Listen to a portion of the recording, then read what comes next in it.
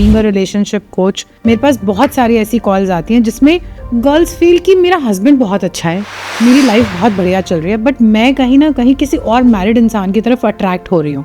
आपकी लाइफ में जो भी लोग अट्रैक्ट हो रहे हैं, जो लोग आ रहे हैं, जो लोग रुक रहे हैं, ये आपका कुछ कार्मिक कनेक्शन होता है जिसकी वजह से वो आते हैं। लेकिन आप अपनी लाइफ के हर डिसीजन को कार्मिक पर डाल के अपनी रिस्पॉन्सिबिलिटी से दूर नहीं भाग सकते। One sign someone is ready for commitment. When you see they are putting their best efforts, it can not be the right efforts, but their best efforts. जहाँ फिजिकल इंटीमेसी की बात आती है वहाँ पर हम सेक्रल चक्रा पे बहुत ज़्यादा वो करते हैं, तो आप थोड़ा सा एक्सप्लेन करेंगे। जो रूट चक्रा और जो सेक्रल चक्रा है, दोनों ही चक्रा आपके सेक्सुअल ऑर्गन्स से जुड़े हुए होते हैं। रूट चक्रा आपके सर्वाइवल का चक्रा है और जो आपका सेक्रल चक्रा है वो आपका प्लेजर का चक्रा है, आपकी डिजायर्स का चक्रा है। प्लेसिबो इफेक्ट को एक्सप्लेन करेंगे। सो प्लेसिबो इज जिसमें कोई भी अगर बीमार है व्यक्ति, उसको अगर शुगर पिल भी दी जाए, कोई एक ऐसी टेबलेट जिसमें दवाई बिल्कुल भी नहीं है, लेकिन उसको सिर्फ इतना बोला जाए कि आप ये दवाई खाओ, ये दवाई है आपकी बीमारी के लिए, और उनको सच में वो हील कर जाते हैं। मैंने एक चीज़ सीखी थी कि हम जब घर से बाहर निकलें, एक आप अपने आसपास एक शील्ड बना के निकलो, दैट नथिंग शुड इफेक्ट मी। मैं तो कहूँगा इसके ऊपर बहुत ज़्यादा रिसर्च अभी तक है भी नहीं जो ये प्रूव कर सके कि अगर मैं कुछ बोल भी देता हूँ तो कई लोग इसके ऊपर कॉन्ट्राडिक्टरी बोल देंगे, ये अपने मन से आप बना के बोल रहे हो, but the energy never lies. India में हर तीसरे इंसान को डिप्रेशन, लोनलीनेस, एंग्जाइटी या रिलेशनशिप इश्यूज तो हैं ही, पर इन सब में सबसे ज़्यादा कॉमन है एंगर इश्यूज। हम अपनी लाइफ की 70 to 80% प्रॉब्लम्स को सॉल्व कर सकते हैं अगर हम हीलिंग करने की सही टेक्निक सीख लें। आज हमारे साथ एक ऐसे एक्सपर्ट्स हैं जिन्होंने अपनी हीलिंग टेक्निक से बहुत सारे लोगों को हील किया है। ये सिर्फ हीलिंग नहीं करते बल्कि आपको प्रैक्टिकल और इजी तरीके से सेल्फ हील करना भी सिखाते हैं, जिससे आप अपनी लाइफ को पीसफुल और हैप्पी बना सकें। ब्लिस स्क्वायर हीलिंग एकेडमी से सौरभ आज हमारे साथ कुछ इंटरेस्टिंग फैक्ट्स शेयर करने वाले हैं, तो इस एपिसोड को एंड तक ज़रूर देखना। आगे बढ़ने से पहले हमारे चैनल को सब्सक्राइब कर लें और ये एपिसोड उन सब के साथ शेयर करें जो हीलिंग को और डेप्थ में समझना चाहते हैं। Welcome Saurabh, welcome to Neha Kumraj show. It's my pleasure to have you here today. You come with so much knowledge, so much to learn from you. My first question, like from where I would like to begin, what is Bless Square Healing Academy? So Bliss Square Healing Academy, the purpose is लोगों को empower करना, लोगों को ये सिखाना कि जिन problems में भी वो हैं या जो भी प्रॉब्लम उनकी लाइफ में आ सकती हैं, उनके सॉल्यूशंस वो खुद क्रिएट कर सकते हैं। आपकी इनर पावर बहुत बड़ा रोल प्ले करती है। आप अपने लाइफ में आने वाली प्रॉब्लम्स को कैसे डील करोगे, कैसे सॉल्व करोगे, ये आपकी इनर स्टेट पे डिपेंड करता है। और इस एकेडमी के थ्रू हम लोगों को वो टेक्निक्स सिखाते हैं कि आप मॉडर्न लाइफस्टाइल में भी, नॉर्मल काम करते हुए भी स्पिरिचुअल टेक्निक्स को कैसे यूज़ कर सकते हो, कैसे अपनी इनर पावर को बढ़ा सकते हो। बिकॉज कई सारे ऐसे लोग हैं जिनको दो तरह से बेवकूफ़ बना लिया जाता है। पहला होता है कि उनको डरा दिया जाएगा, आपकी ये दशा चल रही है, ये महादशा चल रही है, या किसी और वजह से आपका ये बुरा होने वाला है या हो जाएगा या और ख़राब हो जाएगा। दूसरा तरीका होता है लालच देने का, ये पूजा करवा लो तो ये ठीक हो जाएगा, ये पहन लो तो ये ठीक हो जाएगा, आपके बेटे की शादी हो जाएगी, सरकारी नौकरी लग जाएगी। तरह तरह से लोगों को या तो लालच दिया जाता है या फिर डराया जाता है। सो हमारा ऑब्जेक्टिव होता है लोगों को एम्पावर करना कि वो खुद सीखें कि कैसे अपनी लाइफ की प्रॉब्लम्स को सॉल्व किया जा सकता है। राइट। सो आपके हिसाब से healing helps at what level? How much a person can change when a person is healed? Okay, so I would say healing is a continuous journey. It's not a milestone कि अब मेरी healing हो गई है। It's a everyday process, और you can say continuous process, आप जिस तरह से भी उसको लेना चाहो। तो जो सबसे इसके जो अच्छे रिजल्ट्स देखने को मिलते हैं अपने ऊपर, सबसे आपको जो देखने को मिलता है वो होता है आपकी खुद की पर्सनैलिटी में shift, the way you think within yourself, the how you talk to yourself. की लाइफ में देखो, चैलेंजेस सबकी लाइफ में आए हैं, बड़े से बड़े विद्वान रहे हो, सबकी लाइफ में प्रॉब्लम्स आई हैं, चाहे वो राजा हो चाहे कोई नॉर्मल इंसान हो। तो उन प्रॉब्लम्स को आप डील करते टाइम कैसा अंदर इंटरनल कॉन्वर्सेशन क्या चल रहा है, कितना आप कॉन्फिडेंट फील कर रहे हो, कितना आप ड्रिवन फील कर रहे हो, ये सारी चीज़ें आपकी इनर स्टेट है। तो सबसे पहला जो शिफ्ट आता है वो आपके अंदर से आता है कि yes I can do it, I have the ability, I have the power to do it. तो सबसे पहला शिफ्ट ये होता है। देन कम्स द सेकेंडरी कि आपका बोलने का तरीका, आपका कितना आप ट्रिगर होते हो, वो सब चेंज होता है। आप कितने पेशेंट बनते हो, कितनी पीसफुली चीज़ों को काम कर पाते हो, वो सब बहुत सेकेंडरी है। But the first change is कि आप इंटरनली कैसा फील कर रहे हो। So, on the scale of 1 to 10, first healing में, जैसे हम कहते हैं ना कि आज हमने डोज स्टार्ट करी, तो फर्स्ट हीलिंग में कितना डिफरेंस आता है on the scale of 1 to 10? For example अगर किसी का हेल्थ इशू लेकर चले, कोई पेन में है, राइट, तो कभी कभी तो ऐसा भी देखने को मिलता है कि first sitting in it self people say that मेरा पेन खत्म हो गया, मेरे को हो ही नहीं रहा। और जबकि वो ऐसे पेन जो कि 6-8 महीने से पेन में थे, फिजियोथेरेपी भी करवा रहे थे, ऑर्थो को भी दिखा चुके थे, बहुत सारी चीज़ें थी, and now they had believed कि ये तो मेरे बॉडी का पार्ट है, अब तो ये तो ऐसा ही रहेगा, ये लाइफ लॉन्ग। हाँ, एक्सेप्टेंस आ गई थी कि ये तो लाइफ का पार्ट है, ये पेन रहेगा ही रहेगा। और जब एक सेशन के बाद ही उनका वो पेन खत्म हुआ, तो इट वाज लाइक कि इट्स अ मैजिक। तो ये ऐसे भी एग्जांपल्स हैं मेरे पास, लेकिन कुछ एग्जांपल्स ऐसे भी हैं जिसमें 3 से 4 सेटिंग लगी हैं। तो यस, पहली सेटिंग से ही आराम आना शुरू हो जाता है। तो on a scale of 1 to 10 depends कि रूट कॉज क्या है उस प्रॉब्लम का। कोई कार्मिक है, फिजिकल कोई लाइफस्टाइल की वजह से है, या फिर उनका कोई साइकोसोमेटिक डिसीज है। तो depending on the root cause of the problem, वो रिजल्ट्स की स्पीड चेंज हो सकती है, लेकिन रिजल्ट सबको आते हैं। How does healing help in terms of your personal life? Or let me put it this way, how did it help you? और from where did it start? And आपको कब लगा अपनी लाइफ में कि इसने आपको हील किया है तो आप औरों को भी ये चीज़ सिखाना चाहोगे? So my journey started in 2009, and I had just completed my engineering, and someone suggested me to go for learning Reiki. I learned it, मुझे कुछ समझ में आया, कुछ नहीं समझ में आया, कुछ चीज़ों पे विश्वास हुआ, कुछ चीज़ों पे लगा कि यार ये तो फेंक रहे हैं, ऐसा तो नहीं हो सकता है। ये भी बिलीव था मेरे अंदर कि यार ये तो बिल्कुल नहीं हो सकता, ये तो कुछ भी बोल रहे हैं। और वहाँ से मेरी जर्नी स्टार्ट हुई। तो मैंने अपने माइग्रेन की हीलिंग करी उससे, मैंने बहुत सारे इश्यूज़ के लिए काम किया। और सबसे देखो, एक उस टाइम पे मेरी एज रही होगी कितनी, 22-23 साल के आसपास। तो इंटरेस्टिंग। या तो उस टाइम पर फोकस क्या होता है, अपने करियर पे काम करना, अपनी जॉब के लिए एनर्जी क्रिएट करना, अपनी सक्सेस के लिए एनर्जी क्रिएट करना, एब्सोल्युटली, मैं 22 ईयर ओल्ड तो सोच भी नहीं सकता कि हीलिंग करनी है, मतलब राइट।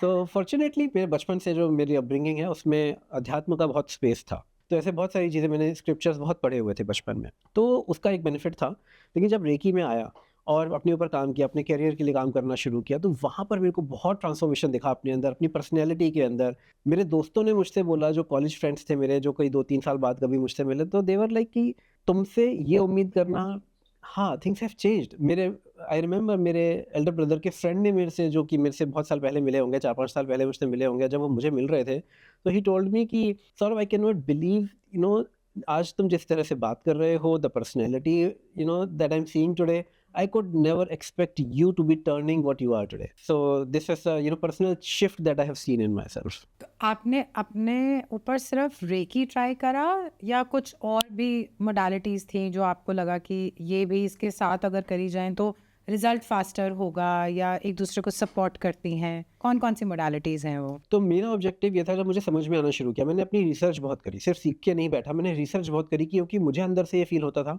कि यार मैं कर तो रहा हूँ, क्या मैं, ये प्लेसिबो तो नहीं है, ये सिर्फ विजुअलाइजेशन ही तो नहीं है कि मैं बैठकर कर तो रहा हूँ, पर कहीं मैं सच में बेवकूफ़ तो नहीं बन रहा। तो अंदर से एक अपने ऊपर क्वेश्चन आता था कि ये है क्या। और there were very limited people, वो लोग आंसर नहीं कर पाते थे इन चीज़ों का, मेरे लॉजिकल क्वेश्चंस का साइंटिफिक आंसर नहीं दे पाते थे। तो मैंने बहुत रिसर्च पेपर्स पढ़े, क्वांटम हीलिंग क्या होती है, हमारी बॉडी कैसे हील करती है, हमारे इनर हीलिंग मैकेनिज्म क्या होते हैं, फिर हमारा प्लेसिबो काम करता कैसे, एक्चुअल प्लेसिबो है क्या, राइट। देन स्क्रिप्चर साइड से भी पढ़ा, हमारे चक्रास क्या होते हैं, हमारी बॉडी कैसे काम करती है, प्राण मैं ऊर्जा क्या आपको होती है। थोड़ा सा यहाँ पे रोकूंगी, हाँ। हमारे व्यूअर्स के लिए आप थोड़ा सा प्लेसिबो इफेक्ट को एक्सप्लेन करेंगे ताकि हम आगे मूव करें, ताकि Definitely. जिसको अभी तक नहीं पता है उनको पता चल जाए। राइट। सो प्लेसिबो इज, जिसमें कोई भी अगर बीमार है व्यक्ति, उसको अगर शुगर पिल भी दी जाए, कोई एक ऐसी टेबलेट जिसमें दवाई बिल्कुल भी नहीं है, उस प्रॉब्लम की कोई दवाई नहीं है, लेकिन उसको सिर्फ इतना बोला जाए कि आप ये दवाई खाओ, ये दवाई है आपकी बीमारी के लिए, और उनको सच में वो हील कर जाते हैं, एज इफ उतनी ही स्पीड से वही रिजल्ट्स देखने को मिलते हैं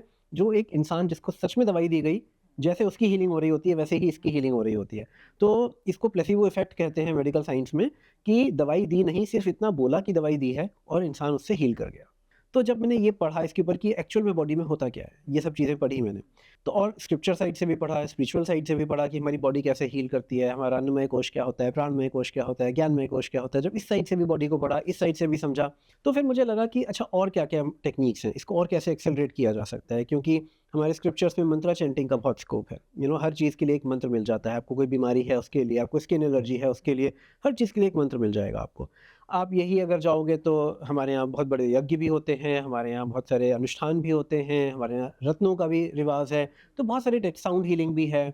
तो मैंने साउंड हीलिंग भी सीखी है, मैंने क्रिस्टल हीलिंग भी सीखी है, मैंने टू सम एक्सटेंट एस्ट्रोलॉजी को भी पढ़ा है, वास्तुशास्त्र को भी पढ़ा है, और भी बहुत सारी चीज़ों में मैं गया हूँ, क्योंकि मैं समझना चाहता था एक होलिस्टिक अप्रोच कि अगर इन चीज़ों से सच में काम होता है तो why not use the best ones. क्योंकि पहले की जनरेशन को क्या था, अगर सर दर्द हो रहा है तो वो सर पे पट्टी बांधते थे, बाम लगा लेते बाम लगा लेते थे, तेल लगा लेते थे, किसी से बोलते थे सर की मालिश कर दो, चम्पी कर दो, ये सब चाय करते पी थे। लेते थे। चाय पी लेते थे। मेरी तो मॉम कहती थी चाय पी लो सब ठीक हो जाते हैं। तो वो आई थिंक प्लेसिबो इफेक्ट था कि चाय से सब कुछ कैसे ठीक हो सकता है, बट चाय से हो जाता था। राइट। तो जब ये सब चल रहा है कि भाई हमारी लाइफ में इतने सारे चीज़ों में हम स्पीड तक आ चुके हैं कि हमें हर चीज़ का स्पीड के साथ रिजल्ट चाहिए, तो हीलिंग में भी तो वही है ना। तो मैंने इसलिए ये सारी चीज़ें सीखी कि हम कैसे कम टाइम में ज़्यादा रिजल्ट क्रिएट कर सकते हैं। तो आज भी कोई अगर क्लाइंट मेरे पास आता है तो मैं उसको मोडेलिटी स्पेसिफिक सोल्यूशन नहीं देता कि तुम्हें रेकी से सोल्यूशन दूंगा या क्रिस्टल से दूंगा या साउंड हीलिंग से दूंगा। नहीं, आई सी इस प्रॉब्लम को सॉल्व करने के लिए किन किन चीज़ों की ज़रूरत पड़ेगी। So you bring a whole holistic approach to the healing. Relationships में you being so awakened कि ये healing है, ये नॉन हीलर है, मतलब ये हील्ड पर्सन है, ये नॉन हील्ड पर्सन है।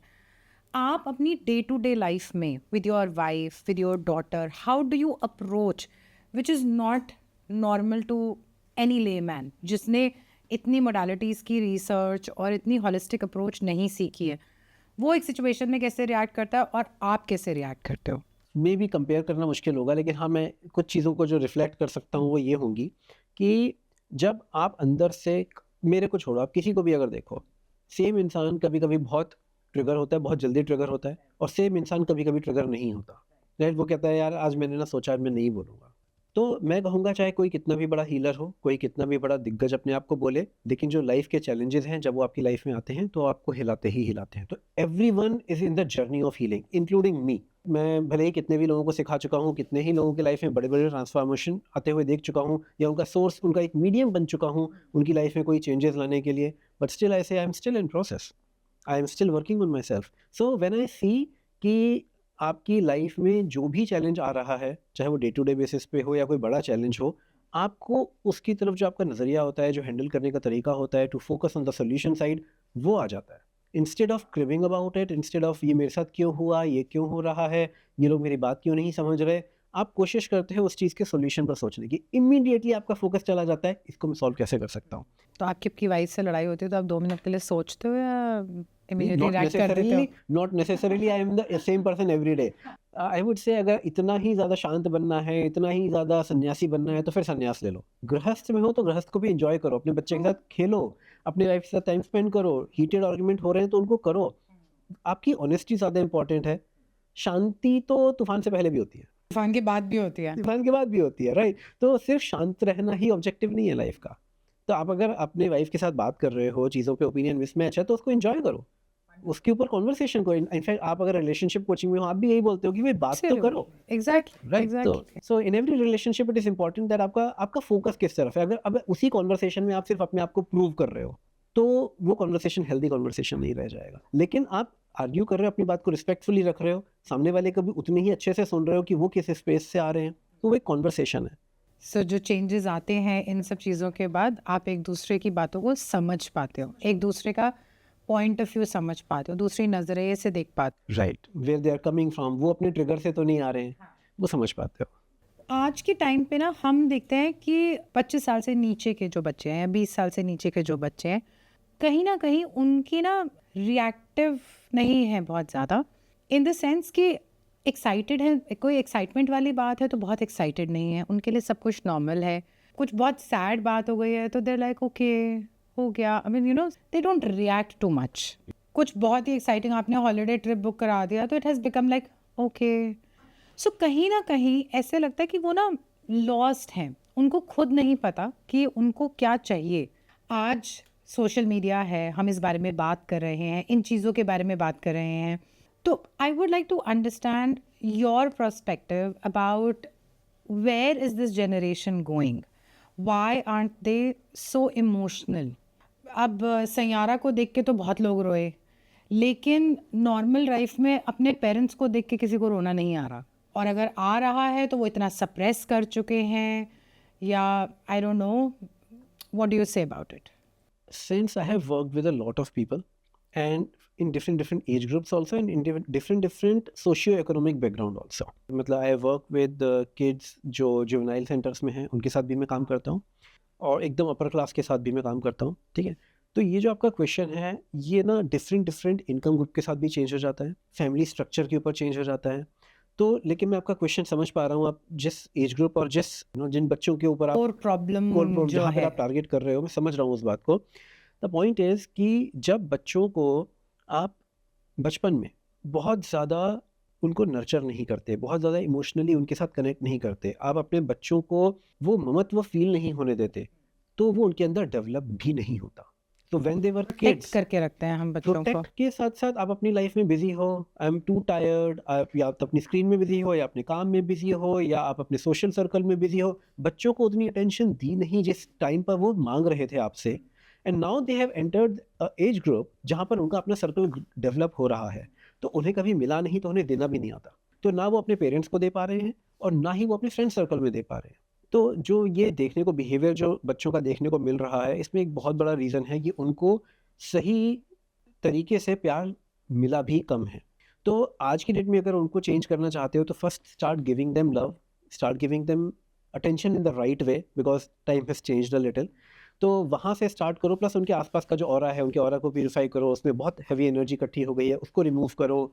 तो जितने बच्चों के साथ मैंने काम किया है, और उनका ऑरा प्यूरीफाई करवा के, उनके आसपास की एनर्जी फेवरेबल करवा के, वहाँ पर लविंग एनर्जी क्रिएट करके जो चेंजेस देखने को मिलते हैं, दैट इज़ अमेजिंग।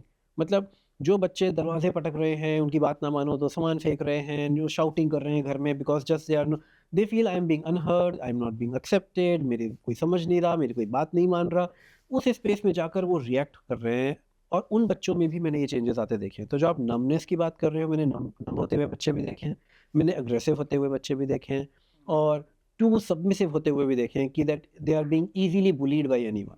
तो वो तीनों ही तरफ सॉल्यूशन एक ही जा रहा है, बैलेंस नहीं है, right? So when we balance that energy around them and within them, you see phenomenal changes from the day one itself. तो अगर हम जैसे ये आपने जो मुझे बच्चों की बात करी, इसमें एक और चीज़ है कि अगर पेरेंट्स का रिलेशनशिप आपस में अच्छा नहीं है, तो बच्चों ने ना प्यार देखा ही नहीं है। हम कहते हैं ना कि आजकल साइलेंट डाइवोर्सेस बहुत ज़्यादा हैं। अगर पेरेंट्स ही अलग रूम में सो रहे हैं और पेरेंट्स की आपस में बॉन्डिंग नहीं है, आपस में हस्बैंड वाइफ का ही वो बॉन्ड और वो रिलेशनशिप नहीं देखा, तो बच्चे कहीं ना कहीं वो प्यार जताना भी नहीं सीखते और उसको एक्सेप्ट करना भी नहीं सकते। अगर कोई दिखाता है तो उसको लगता है कि ज़्यादा ऊपर आ रहे हैं, too much, she is too much for me. To consolidate this, मेरा ये मानना है कि अगर हस्बैंड वाइफ का रिलेशनशिप अच्छा है तो हम बच्चों को भी वही प्यार सिखा सकते हैं। बच्चे भी वही एनवायरनमेंट घर में देखते हैं, तो उनके अंदर वो चीज़ें इम्बाइब होती हैं कि अगर थोड़ी सी भी लड़ाई हो गई तो इसका मतलब ये नहीं कि हम अलग हो गए। अगर हस्बैंड वाइफ अलग कमरे में सो रहे हैं तो बच्चे भी कहीं ना कहीं सीखते हैं कि अलग रह सकते हैं, अकेला रहा जा सकता है। तो मुझे लगता है कि अगर आज की जनरेशन को ठीक करना है तो हमें सबसे पहले हम लोगों को, मिलेनियल्स को ठीक होना पड़ेगा, तभी जेनजीज ठीक होंगे। तो कुछ ऐसे टिप्स जो आपको लगता है कि मिलेनियल्स को, आपकी मेरी एज के लोगों को समझने चाहिए ताकि हम अपने घर का एनवायरनमेंट बेटर कर सकें, और कुछ ऐसी टेक्निक जो हीलिंग की हैं जो एक आम इंसान अपने घर पे कर सकता है to maybe respond in a better way, जो आप अभी पहले कह रहे थे। To give you the answer to this question, first I would want you to understand कि ये प्रॉब्लम क्रिएट कैसे होती है।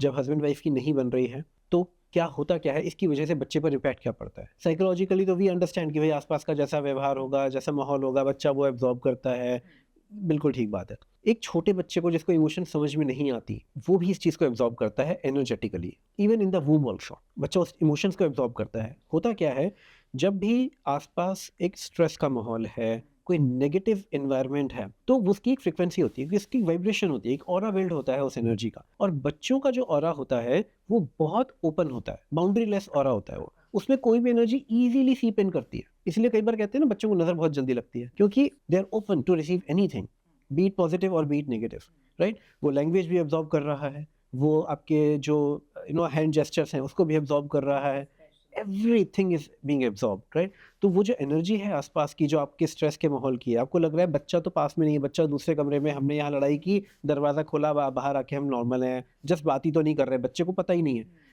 बच्चा उसी एनर्जी में घूम रहा है, वो एनर्जी उसके सराउंडिंग में है और वो इसको एब्जॉर्ब कर रहा है। दूसरा फिर और क्या नेक्स्ट स्टेप आता है, फिर पेरेंट्स अपने बच्चे के पास जाके लाइट फील करते हैं, उसके साथ खेल लेंगे और सोचेंगे लाइट हो गए। भैया उसने आपका सारा स्ट्रेस सक कर लिया, आप तो लाइट हो गए, बच्चे ने एब्जॉर्ब कर लिया, वहाँ बिल्डअप हो रहा है अब वो। तो इस एनर्जी को रिमूव कॉन्स्टेंटली करते रहना और इसके साथ साथ पॉजिटिव एंड हारमोनियस एनर्जी को घर में क्रिएट करते रहना बहुत इंपॉर्टेंट है आज के लाइफस्टाइल में। अगर किसी के भी घर में इस तरह का माहौल है तो प्लीज़ मेक श्योर कि आपके घर में कुछ ऐसे क्रिस्टल्स रखे हों अच्छी क्वांटिटी में जो इस एनर्जी को तुरंत तुरंत एब्जॉर्ब कर लें, ताकि बच्चों को ना एब्जॉर्ब करना पड़े। दूसरा, हारमोनियस एनर्जी को क्रिएट करने के लिए क्रिस्टल्स घर में रखें, जिससे कि कॉन्स्टेंटली एक हारमोनियस एनर्जी एमिट होती रहे, ताकि आप जो एंड रिजल्ट चाहते हो अपने घर में वैसी एनर्जी के लिए फेवरेबल कंडीशन तो हो। दोनों ही अपने अपने स्ट्रेस जोन से आके जब घर में रिलैक्स करने बैठते हो तो वो स्ट्रेस जोन है, वहाँ पर एक ऐसा जोन होना चाहिए जहाँ पर घर में आके आप रिचार्ज हो सको। आप कुछ क्रिस्टल सजेस्ट कर सकते हो? Definitely for absorbing negative energy, मतलब इस तरह के स्ट्रेसफुल अगर माहौल है कहीं पर, तो I would recommend highly highly recommend कि आप ब्लैक ऑब्सीडियन अपने घर में रखो, सेलेनाइट अपने पिरामिड टाइप का हो। एनी फॉर्म रॉ में भी चलेगा। शेप से उतना फर्क नहीं पड़ेगा जितना उसकी हाई क्वालिटी पे फर्क पड़े, वो ओरिजिनल है कि नहीं, क्रिस्टल अलाइव है कि नहीं, उसकी एनर्जी कितनी है, उसके अंदर वाइब्रेशंस कितनी है। कि एक आम आदमी समझ सकता है? नहीं।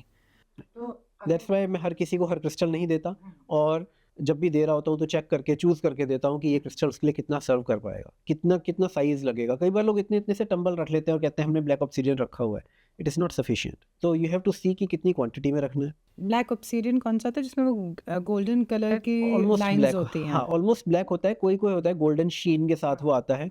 In addition I will say, जैसे ये ब्लैक ऑब्सीडियन का मैंने ब्रेसलेट पहना हुआ है, आप दिखाएंगे प्लीज हमारे व्यूअर्स को थोड़ा सा बाहर निकाल के? जैसे ये एक ब्रेसलेट है, ठीक है। So this is to absorb any negative energy. इसके साथ साथ अपने घर में ना रोज क्वार्ट्ज रखो।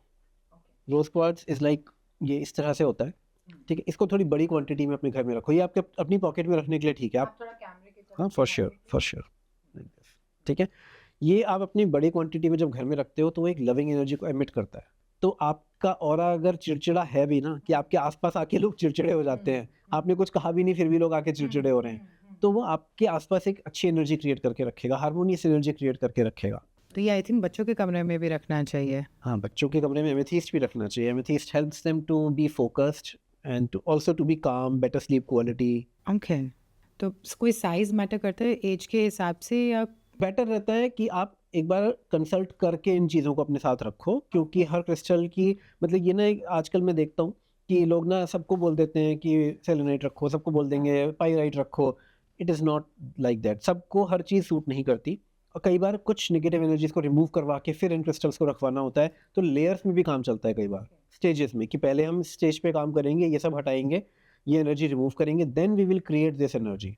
तो अगर पाइराइट भी रखना है किसी के लिए, क्योंकि पाइराइट आजकल मैं सारे व्यूअर्स को ये बात बोलना चाहता हूँ कि पाइराइट रखने से पहले भी काफ़ी क्लियरिंग की ज़रूरत होती है, काफ़ी सारे ब्लॉकेजेस रिमूव करने की ज़रूरत होती है। कई सारे मनी ब्लॉकेजेस होते हैं, माइंडसेट ब्लॉकेजेस होते हैं, तो आप मनी अट्रैक्ट करने से पहले उन ब्लॉकेजेस को रिमूव करो, अदरवाइज वो आप अपनी मनी को भी प्रॉपर्ली इंजॉय नहीं कर पाओगे। तो ये ब्लॉकेजेस को हम मतलब मेडिटेशन हीलिंग के थ्रू करते हैं या सो कोई देयर आर और? Different different techniques. आप इसमें रेकी यूज़ कर सकते हो, लाइक हम जो रेकी जो सिखाते हैं लोगों को, उसमें ये सिखाते हैं कि कैसे अपने ब्लॉकेजेस रिमूव करने हैं।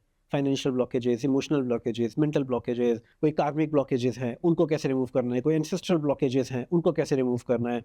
तो ये सारी टेक्निक्स उसमें होती हैं। कोई मेडिटेशन होती है या फिर सिर्फ रेकी से ही? Yes, there are quite a few meditations also जो मैंने अपने चैनल पर रखे हैं। अगर व्यूअर्स करना चाहें तो मनी ब्लॉकेजेस के भी रिमूवल के वहाँ पर है meditation. Bliss square healing academy, आप यूट्यूब पर इसको सर्च कर सकते हो। उसमें मैं आपको मेडिटेशंस मिल जाएंगे, हेल्थ के लिए भी, रिलेशनशिप के लिए भी, और अपने फाइनेंसेस के लिए भी। You can enjoy that. आपने अभी मुझे जो बोला ना कि बच्चों को एक ट्रॉमा बिल्ट हो जाता है बिकॉज शुरू से बहुत यंग एज से भी हो जाता है, तो मुझे ना एक टीवी शो याद आ रहा है जो मेरा फेवरेट टीवी शो है, सूट्स। तो उसमें जो हार्वी स्पेक्टर का मेन ट्रॉमा था that was linked to the mother, because of which वो लाइफ में कभी किसी लड़की के साथ स्टेबल हो ही नहीं पाया। He could not, even if Donna was there from the beginning till the end, he could not accept, he could not see beyond it, because for him it has become like women always cheat because of the mother. So वो एक trauma वो जब तक उसने वो trauma को almost till 9th series heal नहीं करा, तब तक वो डोना को propose नहीं कर पाया। So I can quite relate to that, it is very interesting. मतलब जैसे आपने बोला अभी कि बच्चों का सिर्फ बोलने से या सुनने से नहीं होता, आसपास की सराउंडिंग्स देखने से भी हो जाता है। तो आपको लगता है कि एक्स्ट्रा मैरिटल अफेयर्स या स्लीपिंग इन डिफरेंट रूम्स जो मैंने अभी बोला, ये इफ़ेक्ट करता है बच्चों के ऊपर? स्लीपिंग इन डिफरेंट रूम्स, ठीक है, ये डिपेंड करता है किस वजह से हो रहा है। कई बार जैसे आप हेल्थ इश्यूज़ की नहीं बात नहीं, कर, कि जैसे किसी के 2 बच्चे हैं, ठीक है? एक बच्चे में छोटा जब यंगर वन आया, तो डेफ़िनेटली बड़े वाले को लेकर दूसरे रूम में सोना पड़ रहा है, दैट इज़ फाइन। हाँ, तो प्रैक्टिकली उन चीज़ों के बारे में नहीं बात कर, I am talking about clearly about silent divorce जो आजकल 30 to 40% घरों में हो रहा है। तो ये जो बिहेवियर है, ये जिन लोगों के घर में ये हो रहा है, उनको शॉर्ट टर्म इसके कॉन्सिक्वेंसेस दिख नहीं रहे। उन्हें लगता है कि वो हेल्थियर सॉल्यूशन है उनका, घर में शांति बनाए अभी रखने अभी का। के लिए शांति है। हाँ, घर में they think this is a solution in their life, but they don't know this is a root cause of bigger problems in their life also and in their kids life also. तो मैं तो कहूँगा इसके ऊपर बहुत ज़्यादा research अभी तक है भी नहीं जो ये प्रूव कर सके कि अगर मैं कुछ बोल भी देता हूँ तो कई लोग इसके ऊपर कॉन्ट्राडिक्टरी बोल देंगे, ये तो अपने मन से आप बना के बोल रहे हो। But the energy never lies. ऐसे लोगों की एनर्जी में, ऐसे लोगों के ऑरा में इतनी इतनी इमोशनल ब्लॉकेजेस, इतने नेगेटिव एनर्जी देखने को मिलती है और उनके बच्चों पर वो पास ऑन हो चुकी होती है। तो when you look at everything from the angle of energy world, you understand कि ये कितनी नेगेटिव एनर्जी क्रिएट करता है घर में। And when it comes to extramarital affairs, so whenever somebody is seeking outside, you know, is it because of lust or is it because of lack of connection at home? Sometimes people justify that, you know, I'm involved outside because I was not getting that connection at home. They try to justify that. But spiritual angle से अगर आप देखोगे, when you are involved with multiple partners physically and emotionally, आप उनके पूरी energy के साथ बिना किसी फिल्टर के मर्ज हो जाते हो, राइट? और उनके पूरे ट्रॉमा को, उनकी पूरी एनर्जी को एब्जॉर्ब करके अपने साथ लेकर आते हो and your kids are susceptible to that energy. तो आप जो अपने घर लेकर आ रहे हो वो आप सोच समझ कर लाओ। वेरी वेरी डीप जो आपने अभी बोला ना, ये बहुत डीप बात है कि हम एक्स्ट्रा मैरिटल अफेयर को सिर्फ अपनी एक क्विक कंफर्ट के लिए देखते हैं, बट देन उसका बहुत डीपर इम्पैक्ट होता है हमारे घरों में। Very beautiful and I am amazed जिस तरीके से आपने इस चीज़ को एक्सप्लेन करा। आपको क्या लगता है कि जो यंग जनरेशन है इनको हीलिंग चाहिए या कुछ ऐसी चीज़ें हैं जो ये खुद से करें तो they can be more aware कि कब हीलिंग चाहिए कब नहीं चाहिए? क्या एक ट्रिगर पॉइंट होता है जिससे किसी को समझ आता है कि हाँ, अब मुझे ऐसा लगता है कि अब मुझे किसी से बात करनी चाहिए? हर इंसान की लाइफ में प्रॉब्लम्स हैं, लेकिन एक वो थ्रेशोल्ड होता है ना, कब वो एक ऐसा बेंचमार्क आता है कि नहीं अब बात कर लेनी चाहिए किसी से? बात कर लेनी चाहिए के लिए तो बेंचमार्क है ही नहीं। Always be open to begin with your answer, ठीक है? बट योर क्वेश्चन वाज कि कब किसी को हीलिंग की ज़रूरत है, राइट? तो मैं अपने स्टूडेंट्स को हमेशा ये बात बोलता हूँ, अपने सारे क्लाइंट्स को ये बात बोलता हूँ कि प्रॉब्लम आने के बाद जो आप हीलिंग में आते हो, उससे बहुत बेटर हो कि अगर आप लोग इसको पहले ही अपनी लाइफस्टाइल का पार्ट बना लो, राइट? तो जैसे आप अपनी ग्रूमिंग करते हो, अपने ऊपर खर्च करते हो, फ्रेग्रेंस लेकर आते हो, अपने लिए अपने हेयर कट कराते हो, अच्छे कपड़े पहनते हो, क्यों? To look better, to present better, to attract better, right? So your aura is also important in attracting people and in impressing people. So अगर आपका aura ही healthy नहीं है, powerful नहीं है, तो आप कैसे अच्छे लोगों को, अच्छी opportunities को attract करोगे?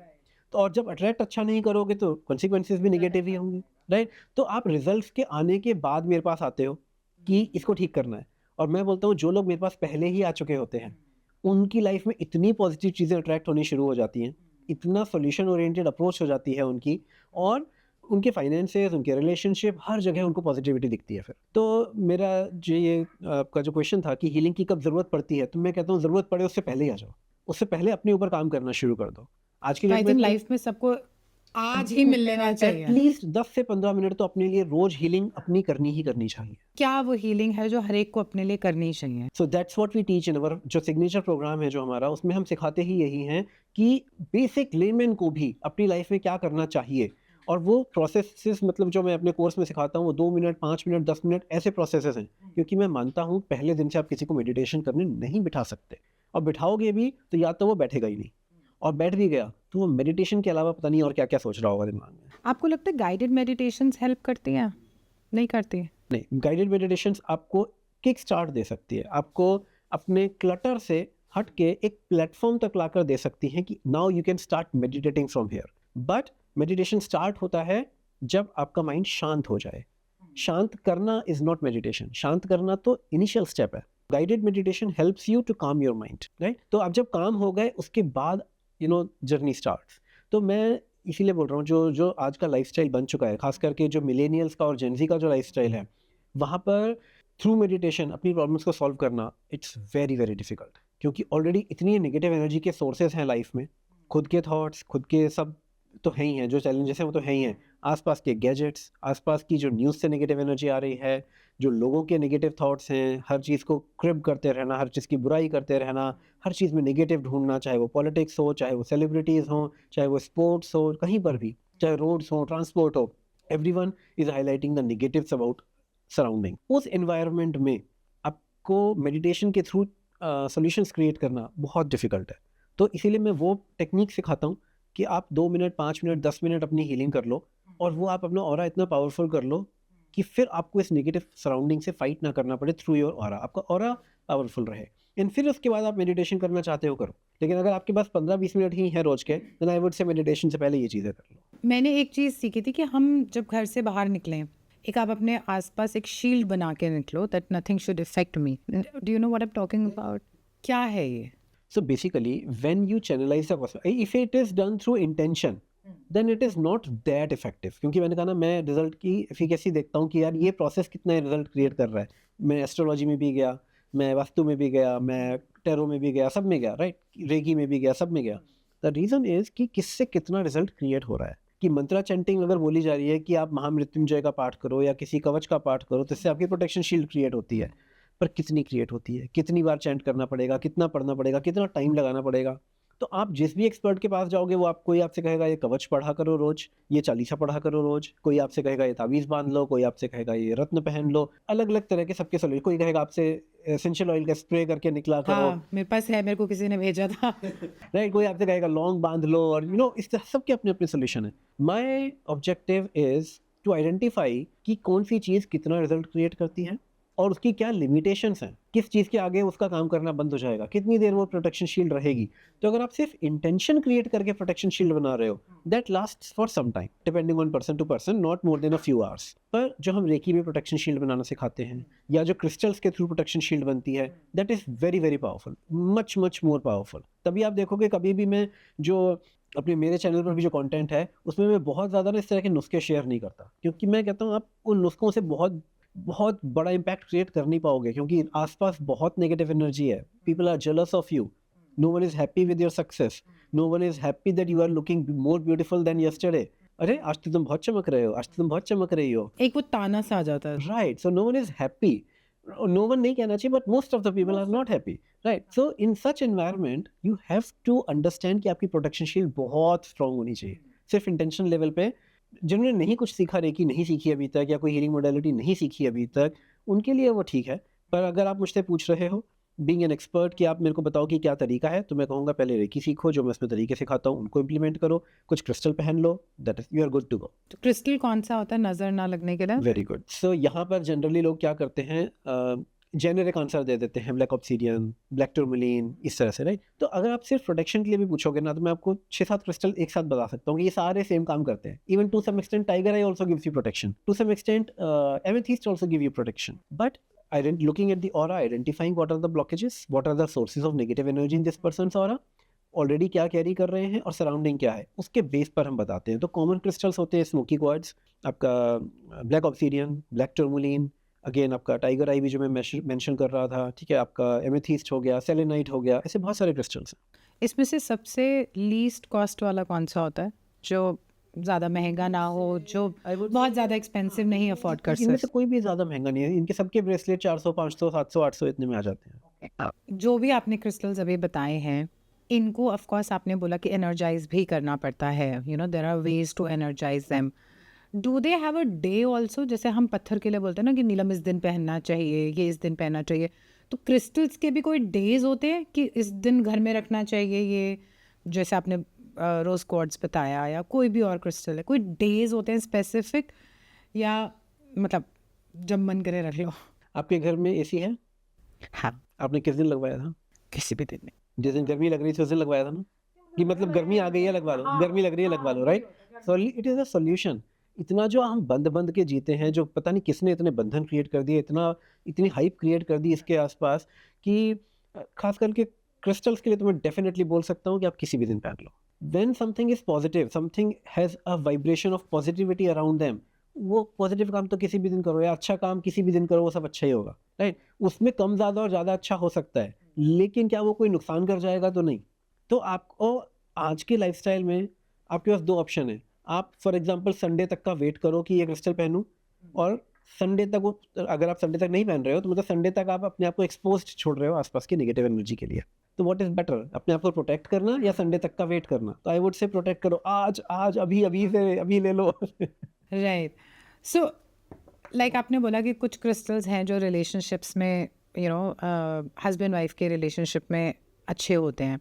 ऐसे ही प्रॉब्लम्स तो हर रिलेशनशिप में है, भाई बहन की भी प्रॉब्लम है, मदर फादर से आपके रिलेशनशिप में इश्यूज हैं जो बेसिकली आपका ट्रॉमा बिल्ड करते हैं, कि आपके सिबलिंग राइवलरीज थी, आपके पेरेंट्स के साथ इश्यूज थे, उनके लिए कोई स्पेसिफिक अलग से क्रिस्टल्स होते हैं कि जो पेरेंट्स से रिलेटेड या फैमिली से रिलेटेड होते हैं, पार्टनर का वो जो एक लविंग वाला रिलेशनशिप होता है उसको साइड में रख के और कोई क्रिस्टल्स भी होते हैं? जो ट्रॉमा, आपने एक वर्ड यूज़ किया ना यहाँ पर, कि जो पास्ट का ट्रॉमा होता है, चाहे वो सिबलिंग राइवलरी का हो, चाहे वो लैक ऑफ अटेंशन का हो, टू मच ऑफ स्ट्रिक्टनेस का हो, टू मच ऑफ कंट्रोल का हो, किसी भी चीज़ का हो, या फिर कोई मेजर किसी के साथ कोई ह्यूमिलिएशन हुआ है उसका हो, ये सारे ट्रॉमा ना एक एनर्जी फॉर्म में आपकी बॉडी में स्टोर हो जाते हैं। इनको रिलीज करवाने के लिए डिफरेंट डिफरेंट मेथड्स होते हैं, लाइक साउंड हीलिंग हो गया, ब्रेथ वर्क हो गया, अगेन क्रिस्टल्स हो गया, ठीक है? क्योंकि क्रिस्टल बहुत रेडिली अवेलेबल है और लोग पढ़ के उसके सॉल्यूशंस तक पहुंच जाते हैं। मैं आपको एक सॉल्यूशन का ना एक एग्जांपल देता हूँ। एक क्रिस्टल होते हैं रोडोनाइट, रोडोक्रोसाइट, जो रिलेशनशिप में से किसी भी इंसान में से ट्रॉमा की एनर्जी को रिलीज करने में हेल्प करते हैं। मैं इसको एग्जांपल की तरह समझाता हूँ आपको। एक लेडी को मैंने ये क्रिस्टल दिया उसका ट्रॉमा रिलीज करने के लिए, ठीक है? और मैंने उसको बोला इसको रोज 10 मिनट यूज़ करना और फिर वापस रख देना। फिर मैंने कहा ना, जो मैं क्रिस्टल्स देता हूँ हाईली एनर्जाइज, मतलब उनकी खुद की इनर पावर कितनी है उस क्रिस्टल की, वो चेक करके देता हूँ। तो जो क्रिस्टल अलाइव होगा, पावरफुल होगा, वो डे 1 से काम करना शुरू करता है और रिजल्ट भी दिखता है। तो 10 मिनट मैंने क्यों बोला था? बिकॉज आई नो जब इनका रिलीज होगा तो इनको परेशान करेगा। तो उन्होंने कुछ दिन तो इस प्रोटोकॉल को फॉलो किया, 10 मिनट पकड़ते थे, फिर अलमारी में रखकर आ जाते थे। बाकी क्रिस्टल्स में आसपास रखवाता था उनके, एक वो क्रिस्टल था जो नहीं रखवाता था। कुछ दिन बाद वो अंदर रखना भूल गए। And she is a very qualified, very CXO level की लेडी है। She calls me one day and says, Saurabh everything is improve, सब कुछ अच्छा चल रहा है, I don't know why I am crying a lot these days. मैं घर आती हूँ और मेरा रोना ही नहीं बंद होता, for no reason I am crying a lot, I am feeling lighter but I am crying a lot, what is happening? तो मैंने उससे पूछा, आप अपनी हीलिंग कर रहे हो, ये कर रहे हो, सब कुछ पूछा समझा मैंने। देन मेरे को क्लिक हुआ, मैंने कहा where is that crystal that I told you not to use? तो कहती है I don't know, it must be somewhere around me. तो उन्होंने देखा तो कहती, वो this is right next to my bed. The reason was कि जब वो रिलीज, अब इतना रिलीज हो रहा है तो कुछ तो निकलेगा ना, जो अंदर का स्टक इमोशंस है वो सब बाहर निकल रहे हैं उनके। किस क्रिस्टल को कब ऐड करना है और कब उसको हटा देना है, ये भी एक ना साइंस है पूरी। लोग जो आजकल जो करते हैं ना कि ये इस पर्पस में यूज़ होता है, ये इस पर्पस में यूज़ होता है, तो बिलीव मी, अगर कोई क्रिस्टल आपको कॉन्फिडेंस बढ़ा रहा है या कोई पॉजिटिव क्वालिटीज़ दे रहा है, तो एट द सेम टाइम वो क्रिस्टल आपके एग्रेशन को भी बढ़ा सकता है। तो वो सब कुछ समझते हुए आपको क्रिस्टल देना पड़ता है। आजकल ना एक्स्ट्रा मैरिटल अफेयर जो है कोई चाहत से नहीं करता, ठीक है? कोई मतलब कोई अंदर से चाहता नहीं है, कोई शादी वाले दिन ये सोच के नहीं घुसता। स्पेशली कोई भी लड़की प्लान करके ना किसी मैरिड आदमी के साथ नहीं फंसती।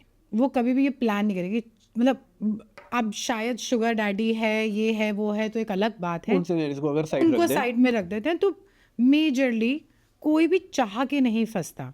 ये क्या ब्लॉकेजेस होती हैं किसी के अंदर जो उसको इस तरफ ले जाती हैं कि आप किसी का घर बर्बाद करने पे तुलाते हो, आप इस लेवल तक पहुंच जाते हो कि वो अपने बच्चों को, अपनी बीवी को छोड़ के आपके साथ, कहीं ना कहीं आपके भी कुछ ऑराज हैं, कुछ है जो आपका भी चल रहा है, आपने भी कुछ हील कराना है।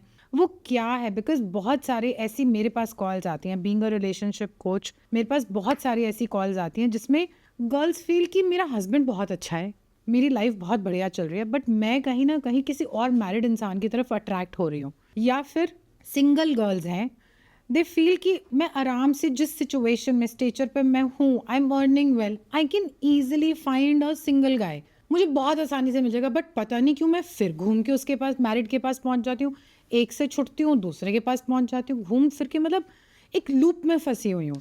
देखो होता क्या है, आपकी लाइफ में जो भी लोग अट्रैक्ट हो रहे हैं, जो लोग आ रहे हैं, जो लोग रुक रहे हैं, ये आपका कुछ कार्मिक कनेक्शन होता है जिसकी वजह से वो आते हैं। लेकिन आप अपनी लाइफ के हर डिसीजन को कार्मिक पर डाल के अपनी रिस्पॉन्सिबिलिटी से दूर नहीं भाग सकते। तो लोग जो आपकी लाइफ में आ रहे हैं, जो सिनेरियोज क्रिएट हो रहे हैं, वो कुछ कार्मिक डेफिनेटली होगा, इसी वजह से हो रहा है। लेकिन एट द सेम टाइम आपकी जो चॉइस है वो आपकी प्रेजेंट लाइफ में आपके हाथ में होती है।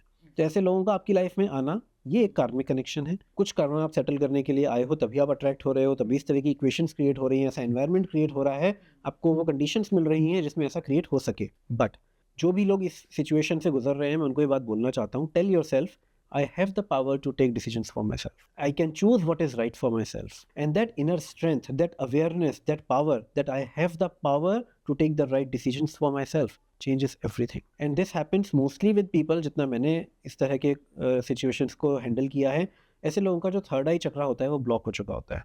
तो उनकी जो डिसीजन मेकिंग पावर होती है वो बहुत बुरी तरह से अफेक्ट हो जाती है। वो सही टाइम पर सही डिसीजन नहीं ले पा रहे होते। बहुत सक्सेसफुल पोजीशंस पे होंगे, बहुत अच्छे ब्रेन आइडियाज़ आ रहे हैं, सब कुछ आ रहा है। देखो, आप ब्रेन लेकर आए थे बचपन से, वो आपके अगेन वो एक कार्मिक है कि आप कितने इंटेलिजेंट पैदा होगे, ठीक है, आप किस घर में पैदा हुए। कई इंटेलिजेंट लोग ऐसे होते हैं ना, बहुत गरीब घर में पैदा हो जाते हैं, लाइफ में कुछ कर भी नहीं पाएंगे। आप इंटेलिजेंट भी पैदा हुए और एक सक्षम घर में पैदा हुए, जहाँ आपको उस इंटेलिजेंस को यूज़ करने का मौका मिला, उसको पॉलिश करने का मौका मिला, राइट। लेकिन decision making power is something else. It's not your decision. Ability to take the right decisions at the right time, that is your decision making power, right? बाद में regret कर रहे हो, that is not decision making. तो अगर आपके decision आप सही टाइम पर ले पा रहे हो, that is the right decision. बाद में तो बहुत लोग regret करते हैं। So third eye chakra third I should be चक्रा पर balanced. हाँ, वहाँ पर देखना चाहिए कि अगर कोई बहुत स्ट्रॉन्ग कार्मिक रीजन है भी, तो भी थर्ड आई चक्रा को अगर आप बैलेंस रखोगे, तो वो आपको उतना जल्दी दुविधा में नहीं डालेगा, उतना जल्दी आपको अपने इमोशंस में बहने नहीं देगा, अपनी लस्ट में बहने नहीं देगा, और आपको सही टाइम पर रोक लेगा। तो अगर हम चक्रास पे आ ही गए हैं तो थोड़े से डिटेल में बात कर लेते हैं। मैरिड लोगों के लिए बाकी सारे चक्रास भी इम्पॉर्टेंट हैं, बट मुझे लगता है सेक्रल चक्रा और रूट चक्रा बहुत इम्पॉर्टेंट होते हैं। तो जहाँ फिजिकल इंटीमेसी की बात आती है वहाँ पर हम सेक्रल चक्रा पे बहुत ज़्यादा वो करते हैं। तो आप थोड़ा सा एक्सप्लेन करेंगे प्लीज़। जो रूट चक्रा और जो सेक्रल चक्रा है, दोनों ही चक्रा आपके सेक्सुअल ऑर्गन्स से जुड़े हुए होते हैं। रूट चक्रा आपके सर्वाइवल का चक्रा है, रोटी कपड़ा और मकान समझ लो, और इस तरह की चीज़ों के लिए, ठीक है। और जो आपका सेक्रल चक्रा है वो आपका प्लेजर का चक्रा है, आपकी डिज़ायर्स का चक्रा है, आपके इमोशनल फीलिंग्स का, इमोशनल कनेक्ट्स का चक्रा है। तो आप कितना अपने आप को सर्वाइवल मोड में रखते हो, ये आपका डिपेंड करता है कि आपका रूट चक्रा की स्टेट कैसी है। कुछ लोग होते हैं ना, और हर टाइम उनके सर्वाइवल पर क्वेश्चन रहता है। वो इतने डिफेंसिव होते हैं कि अगर आपने उनको कुछ भी उनकी गलती हाईलाइट करी, स्ट्रेट अवे वो डिफेंड करने उतर जाते हैं। मैंने ये क्यों किया, ये क्यों हुआ, ये क्यों सही है, वो अपने आप को डिफेंड करेंगे। It's not that they don't know कि उनको ना ये नहीं करना चाहिए था, बट दे हैव, पता तो होता ही है, but they have the strong urge to prove कि मैं गलत नहीं हूँ। उनकी इमेज के ऊपर बात आ जाती है, उनके इंटेग्रिटी पर बात आ जाएगी, हर चीज़ अपने ऊपर ले लेंगे। तो अगर यही चक्र ओवर एक्टिव हो जाए तो इंसान केयरलेस हो जाता है, मतलब डिटैच हो जाता है। शेयर मार्केट में भी पैसा लगाएगा तो एकदम बेपरवाह होके, गलतियां हो, लॉस हो रहा है तो हो रहा है, ब्लाइंड खेलेंगे ना, लाइक सट्टे पे पैसा लगा लेंगे, या कहीं ऐसी जगहों पर पैसा लगा लेंगे जहाँ नॉर्मल इंसान नहीं लगाएगा कि यार इट्स टू रिस्की, या फिर बंजी जंपिंग करने जाएंगे तो वहाँ मेरे को डर नहीं लगेगा, राइट। तो जहाँ डर लगना चाहिए वहाँ भी डर नहीं लग रहा, वो होता है जब वो बहुत ओवर एक्टिव हो जाता है, राइट। तो वो भी एक प्रॉब्लम का कारण बन जाता है लोगों पे। बैलेंस होना चाहिए। सेक्रल अगेन, अगर आपका वो चक्र बहुत वीक है तो आपको इंटीमेसी एंजॉय नहीं कर सकते। आप सब कुछ होते हुए भी किसी भी चीज़ में जॉय नहीं मिलेगा, प्लेजर नहीं आएगा। और ये अगर ओवर एक्टिव हो जाता है तो टू मच ऑफ जॉय चाहिए हर चीज़ में, multiple partners, multiple sexual relationships, पैसा, ग्रीड, फेम, नेम, इन सब चीज़ों में इतना ज़्यादा घुस जाओगे कि क्या सही क्या गलत दिखेगा ही नहीं। तो जब एक्स्ट्रा मैरिटल अफेयर की थोड़ी देर पहले बात कर रहे थे, one of the reason goes to sacral chakra also, कि जब ये ओवर एक्टिव हो जाता है तो फिर कुछ सही गलत नहीं दिखता, बस अपनी डिजायर्स रह जाती हैं। And then afterwards they justify कि वो ऐसा था, वो वैसा था, और इसलिए हमने ऐसा कर लिया। हाँ, आप अपना पॉइंट प्रूव करने पे आ जाते हैं। राइट। सो थोड़ा सा ऊपर चलते हैं, सेक्रल से ऊपर आते हैं। एब्सोल्युटली, थोड़ा सा ऊपर चलते हैं सेक्रल चक्र से। So that comes your solar plexus, Manipur चक्र जिसको कहते हैं, ठीक है। दिस इज अ चक्र for your confidence, this is a चक्र ऑफ विल पावर। तो basically this is power house. आप कितनी अच्छी एनर्जी के साथ काम करते हो, कितनी अच्छी एनर्जी के साथ एक्शंस लेते हो, ये आपके सोलर प्लेक्सस पर डिपेंड करता है। आप कितना आलस कर रहे हो, कितने एक्शन ओरिएंटेड हो। अब यही चक्र ओवर एक्टिव हो जाए ना तो इंसान मंकी माइंड हो जाता है, लाइक कभी इधर कभी उधर, कुछ कर रहे कभी कुछ कर रहे। कुछ लोग होते हैं ना कि सब जगह हाथ डाला हुआ है। सब जगह हाथ डाला हुआ है, और फिर पूछो अब वो कैसा चल रहा है, अरे वो तो मैंने छोड़ दिया, अब मैं कुछ और कर रहा हूँ। तो लाइक एक डाल से दूसरी डाल, तो वो अगर ओवर एक्टिव है तो, और ये अंडर एक्टिव है तो वो लेथार्जी होगी, प्रोक्रेस्टिनेशन होगा। एक्शन लेना तो चाहते हैं लेकिन ले नहीं रहे, प्लान सपने तो बहुत बहुत है। बड़े-बड़े हैं। हाँ, सपने बड़े हैं, प्लान्स बड़े हैं, बातें बड़ी-बड़ी हैं, पर एक्शन नहीं है। उसके ऊपर उसके ऊपर हार्ट चक्र है, अगेन रिलेशनशिप का चक्र, the ability to connect. And relationship is not just like you were saying, not just with your the loved one, but or loved one as in not just in the romantic relationship husband wife, but also with your parents, your kids, your siblings, even your colleagues, your vendors, your suppliers, everyone. क्योंकि ability to connect with people comes from your heart chakra. कितना कितना आप easily forgive करोगे, कितना easily आप लोग चीज़ों को let go कर पाओगे, that power comes from within. यही चक्र जब ओवर एक्टिव हो जाता है तो people are over accepting. ठीक है, कोई बात नहीं, पता है गलत कर रहा है सामने वाला आपके साथ, इट्स ओके, ना बोलना भी दिल चाहेंगे तो फैक बोल नहीं आशिक हो पाएंगे। जाते हैं। मैं बोलती हूँ जब हार्ट चक्रा थोड़ा सा ओवर हो जाता है ना, दिल फैक आशिक हो जाता है। सबसे प्यार है, सब बहुत बढ़िया है। मुझे एक चीज़ और मेरा डाउट है ये, मैं क्योंकि आप रिलेशनशिप पे हम बात कर रहे थे ना, मैं एक चक्र और कवर करना चाहता हूँ। मैं एक बार हार्ट ख़त्म कर लूँ। हाँ बिल्कुल। मुझे ये लगता है, मेरे को करेक्ट करना, कि ग्रीफ जो है वो हार्ट चक्रा से रिलेटेड होता है। You correct me if I am wrong. जो हमारे लव्ड वंस चले गए हैं, कई बार हम उनके ग्रीफ में स्पेशली पेरेंट्स जिनके नहीं होते हैं, कई अपनी ग्रैंड पेरेंट्स से बहुत कनेक्टेड होते हैं, तो उनके जाने के बाद भी हम उनसे इतने ज़्यादा कनेक्टेड होते हैं, उनको लेट गो नहीं कर पाते, उनसे अपनी कॉर्ड्स नहीं कट कर पाते, जिसकी वजह से हम आज अपने हार्ट चक्रा को इम्बैलेंस करके चल रहे हैं। Am I correct? You have something else? नहीं, I am correct, tell me. या एक्चुअली क्या है कि ये करेक्ट एंड नॉट करेक्ट नहीं है, इसमें कई सारे एंगल्स जुड़ जाएंगे। I will add that. ये ग्रीफ को थोड़ा सा अगर आप एक्सप्लेन कर सकें कि किस तरीके से वर्क करता है और क्या ब्लॉकेजेस होते हैं और किस तरीके से हमें लेट गो करना चाहिए, बिकॉज हम हार्ट पे थे। राइट। सो यहाँ पर ना दो चीज़ें होती है, एक होता है कॉन्शियस लेवल, एक होता है एनर्जी लेवल। कई बार सिर्फ हम कॉन्शियस लेवल पर भी ना चीज़ों को लेट गो नहीं कर रहे होते, और कई बार एनर्जी लेवल पर नहीं कर रहे होते। तो दोनों एंगल जोड़ के हम देखते हैं इसको। तो जब हमें, जैसे मैं आपसे कह रहा था कि मेरी सॉल्यूशन ओरिएंटेड अप्रोच रहती है, चीज़ों को सॉल्व कैसे करना है। अगर किसी का ग्रीफ है, किसी के कोई ऐसी कॉर्ड्स हैं जो कनेक्टेड हैं और वो नहीं मूव ऑन कर पा रहे वहाँ से, एंड टू दी एक्सटेंट ये सिर्फ उन लोगों के लिए नहीं है जो इस धरती से जा चुके हैं, टू दी एक्सटेंट कई बार लोग अपनी पास्ट रिलेशनशिप को भी लेट गो नहीं कर पाते। हाँ, वहाँ भी कनेक्टेड होते वहाँ हैं। भी, हाँ। शायद मैंने ऐसे भी केसेस देखे हैं जिनके बच्चे शादीशुदा हो गए हैं, पर वो अपनी रिलेशनशिप जो शादी से पहले थी उसको अभी तक कनेक्टेड है वहाँ पर कि मैं उनका heart- रिलेशनशिप कोच हूँ, मुझसे पूछो। Right. ऐसे ऐसे कॉल्स आते हैं कि मतलब क्या ही बोलो। राइट। तो वहाँ पर जो हमें देखने को मिलता है वो ये है कि कई बार कार्मिक कनेक्शन है, इस वजह से हो रहा है कि स्ट्रॉन्ग कार्मिक रीजंस हैं जिसकी वजह से एक कॉल जुड़ी हुई है, तो वहाँ पर वो कट करना पड़ता है। कई बार डेफिनेटली हार्ट चक्रा की वजह से भी होता है ये, कि इंसान में वो एबिलिटी ही नहीं होती कि किसी चीज़ को छोड़ दे। सब चीज़ों से वो जुड़े रहना चाहता है, कहीं से भी वो अपनी कोई कॉर्ड कट करना ही नहीं चाहता, चाहे वो बचपन के दोस्त हों, चाहे वो आपके साथ कोई बुरा करके चला गया, चाहे कोई रिश्तेदार हो, नहीं वो जो करते हैं उन्हें करने दो, हमारा कर्तव्य है, हमारा फ़र्ज़ है, ये इस तरह की बातें करेंगे। जिसने जो किया वो उसका कर्म, जो मैं कर रही हूँ वो मेरा कर्म। राइट। सो ये ना एक लेवल तक सही है, उसके बाद तो श्री कृष्ण ने भी कहा ना कि उठाओ अस्त्र और चलाओ। राइट। तो डिपेंड करता है कि कब आपको श्री राम की तरह बनना है और कब आपको श्री कृष्ण की तरह बनना है। राइट। तो इनफैक्ट अगर श्री राम को भी देखें तो उन्होंने भी अस्त्र उठाए, उन्होंने भी शस्त्र उठाए, उन्होंने भी प्रहार किया, कि to some extent everything is acceptable, लेकिन उसके बाद नहीं, बाउंड्री सेट होनी चाहिए। तो that ability comes from your heart chakra. So again coming back to your question, grief वाला तो कॉन्शियस लेवल पे, एनर्जी लेवल पे, पास्ट लाइफ लेवल पे, तीनों लेवल पे काम करोगे तो वो बहुत अच्छा रिजल्ट क्रिएट होगा, depending on case to case. कई बार क्या होता है ना, व्यूअर्स के लिए ये हो जाता है, अच्छा मेरा हार्ट चक्रा इम्बैलेंस है, मेरे को यही ठीक करना है, तो चलो हार्ट चक्रा की गाइडेड मेडिटेशन निकालो, करो, बस कल से मैं ठीक हूँ, ऐसा नहीं होता। अब हम चलते हैं थ्रोट चक्रा पे। So throat chakra, why I wanted to pick it up, I thought that आप यहाँ तक पूछ रहे हो, यहाँ पे नहीं है, तो why I wanted to pick it up is कि आपका दिल बहुत अच्छा है किसी इंसान का, ठीक है, नीयत बहुत अच्छी है, एक्शंस बहुत अच्छे हैं, सब कुछ बहुत अच्छा है, लेकिन जब बोलता है या बोलती है उसकी बातों का मतलब गलत निकल जाता है। फॉर द लॉन्गेस्ट टाइम मेरा थ्रोट चक्रा ब्लॉक था, मतलब ब्लॉक नहीं कहूँगी, इम्बैलेंस था। कहीं मैं बिल्कुल ही चुप हो जाती थी, कहीं मैं इतना ज़्यादा बोल जाती थी। अब I am working on it, तो थोड़ा थोड़ा बेटर होना शुरू हुआ है। सेल्फ एक्सपीरियंस से बता सकती हूँ।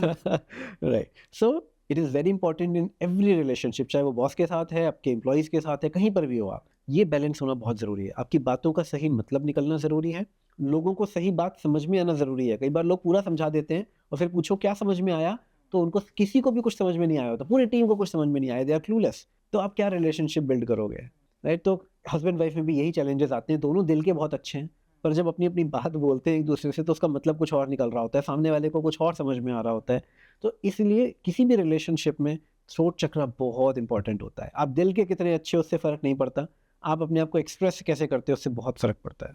एक होता है ना कि जैसे कई लोग बोलते हैं कि मेरे को ना लड़ाई के टाइम पे तो ना कुछ बोलना ही याद नहीं रहता, मुझे बाद में बातें याद आती हैं, that is also throat chakra. That is also blocked, कि आपको सही time, the ability to express yourself in the right words, in the right tone, at the right time is very important. That's the 100% balanced throat चक्र।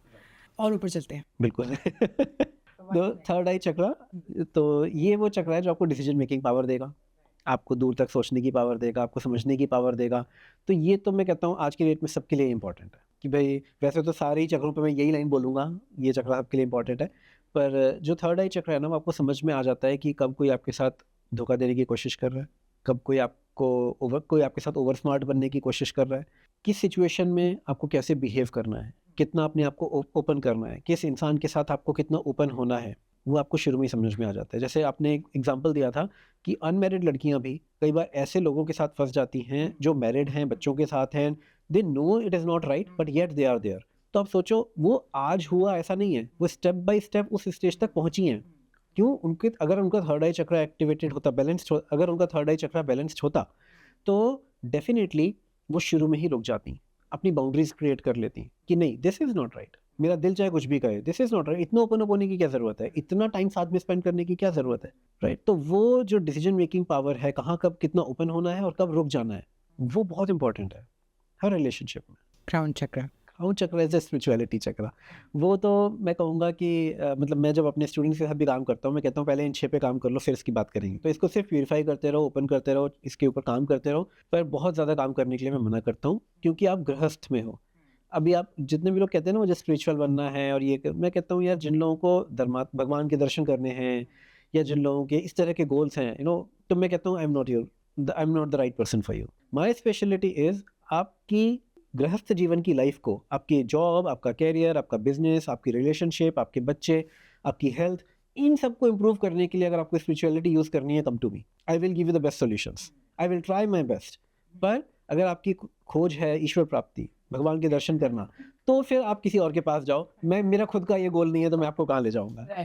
आपने मुझे ना in between बोला था आप एस्ट्रोलॉजी भी करते हो। नहीं, मैं एस्ट्रोलॉजी करता नहीं, मैंने पढ़ी ताकि कोई मुझे बेवकूफ़ ना बना पाए। तो कुछ ऐसा है जो आपको लगता है कि आप अपनी नॉलेज के हिसाब से शेयर करना चाहो एस्ट्रोलॉजी के पॉइंट्स? बिल्कुल, देखो एस्ट्रोलॉजी इज कुछ a very beautiful science. Red flags and green flags about astrology. Right, astrology is a very beautiful science. It's a science, it can read the energy of the planets कि आपको कैसी energy मिलने वाली है। लेकिन problem क्या आती है जब लोग इसी के बेस पर अपनी लाइफ के डिसीजंस लेने लगते हैं कि मेरे बच्चे को बिजनेस करवाना चाहिए कि नौकरी करवानी चाहिए, ठीक है, मेरे बच्चे के लिए साइंस अच्छी है कि कॉमर्स अच्छी है। आप बच्चे का इंटरेस्ट ही नहीं पूछ रहे, आप एस्ट्रोलॉजी के थ्रू उसका कैरियर डिसाइड कर रहे हो। और एस्ट्रोलॉजी खुद नहीं कहती है करने के लिए, एस्ट्रोलॉजी सिर्फ आपको इतना गाइड करती है कि जब आप ये काम करने जाओगे तो आपको ज़्यादा फेवरेबल एनर्जी मिलेगी और ये करने जाओगे तो कम मिलेगी। तो आप अगर ये करना चाहो तो ज़्यादा फेवरेबल एनर्जी खुद से क्रिएट कर लो, करना चाहते हो करो, परस्यू करो। लेकिन फेवरेबल एनर्जी क्या है कि अपने ऑरा को पावरफुल रखना, उस तरह की जैसे मैंने कहा अपने रिलेशनशिप में चैलेंज है तो रोज क्वार्ट्ज घर में रख लो, तो वो आपके लिए एक एक्सटर्नल एनर्जी क्रिएट कर रहा है। प्लैनेट्स की अगर कोई डिस्टर्बिंग एनर्जी आ भी रही है तो आपने वहां एक एनर्जी का सोर्स रख लिया जो डिस्टर्बेंस को क्रिएट नहीं होने दे रहा।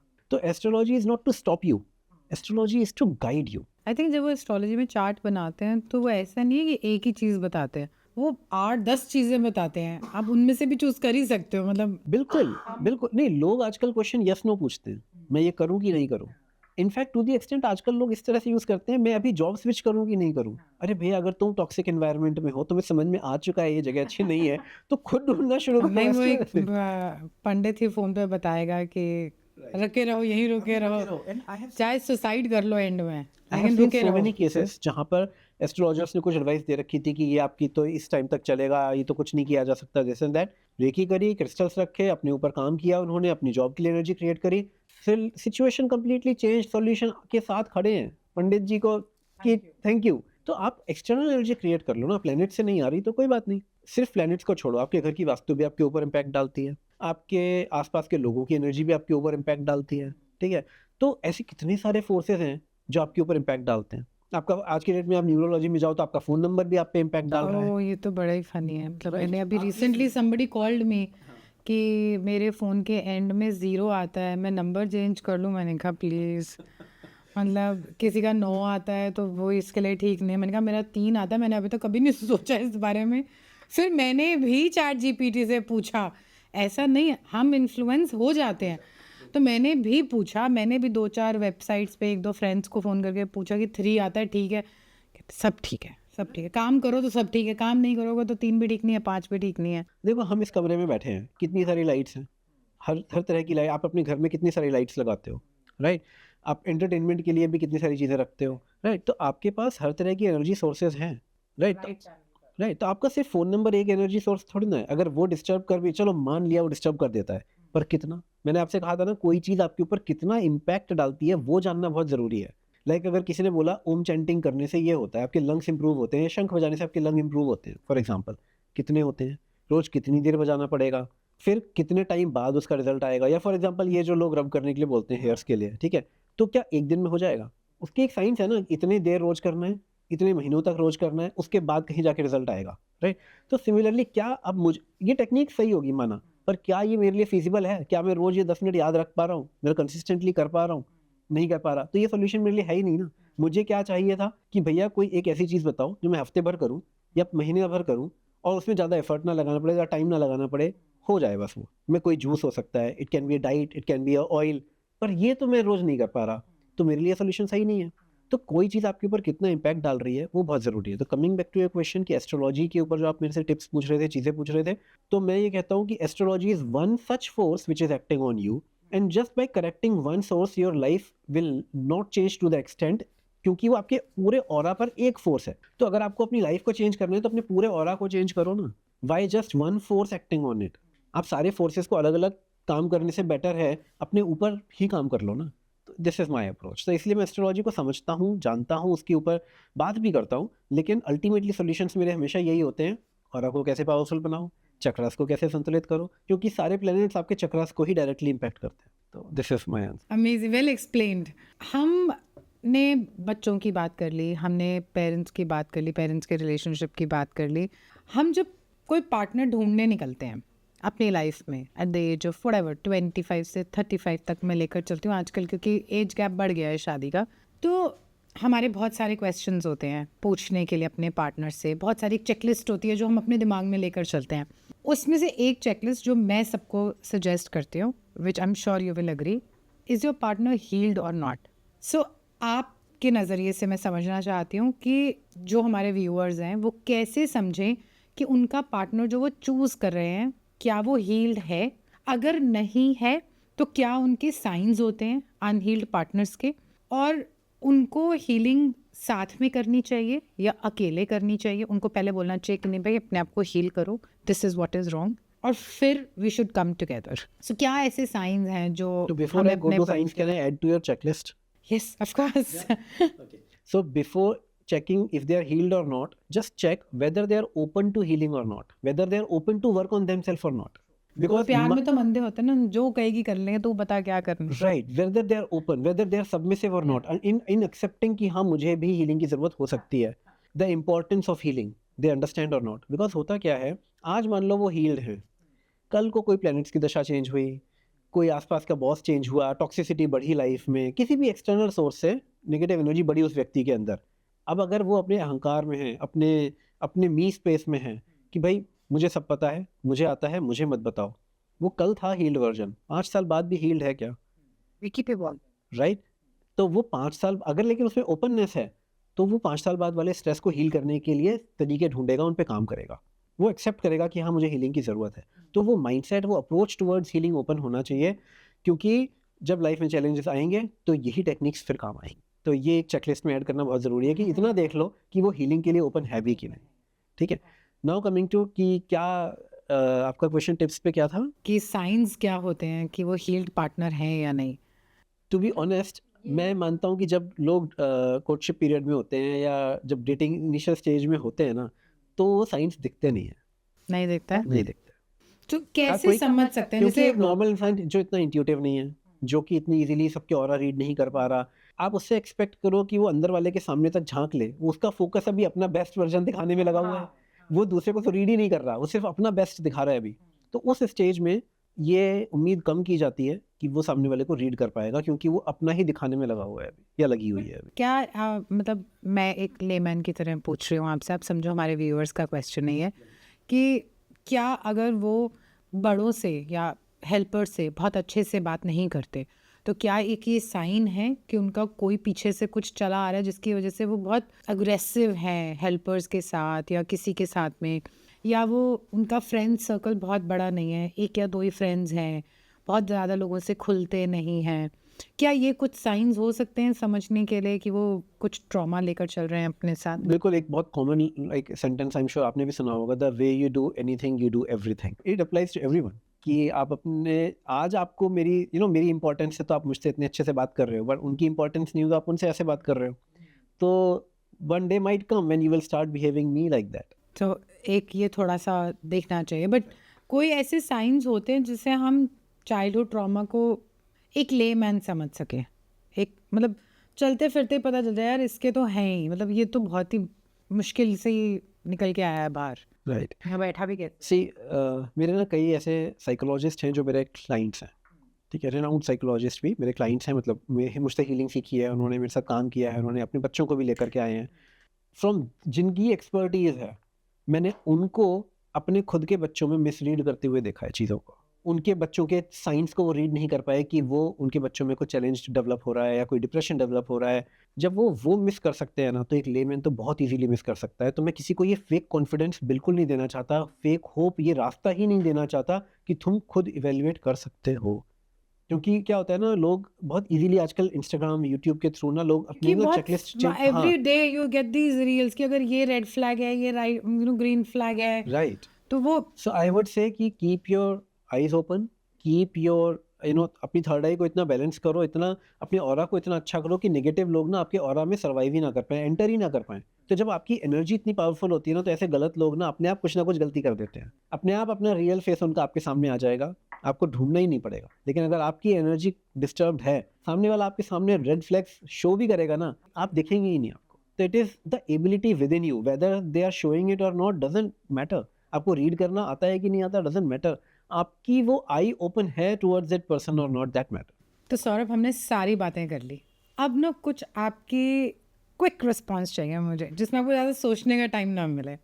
सो let's do a quick rapid fire, relationship से रिलेटेड होगा, ऑनेस्ट शॉर्ट क्रिस्प आंसर, ठीक है? I will try my best. Let's do it. Healing alone और healing together? Together. One sign that someone is emotionally unavailable? When you do something for them and then they don't take it gracefully, अरे मेरे लिए क्या कर जरूरत थी करने की, and they are not open to, and they are not letting you also do something for them. One sign someone is ready for commitment?